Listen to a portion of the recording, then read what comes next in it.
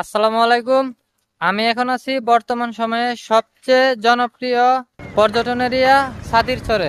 গত বছর আমি আপনাদেরকে একটা ভিডিওতে দেখাইছিলাম যে ছাতিরচরের জন্য অভিশপ্ত একটা জায়গা, সেটা হচ্ছে নদী ভাঙ্গন। তো এখন মনে হয় সেই অভিশপ্ত নদী ভাঙ্গনের থেকে ছাতিরচর এলাকার মানুষ রেহাই পেতে চলেছে এই বেড়িবাঁধের উছিলায়।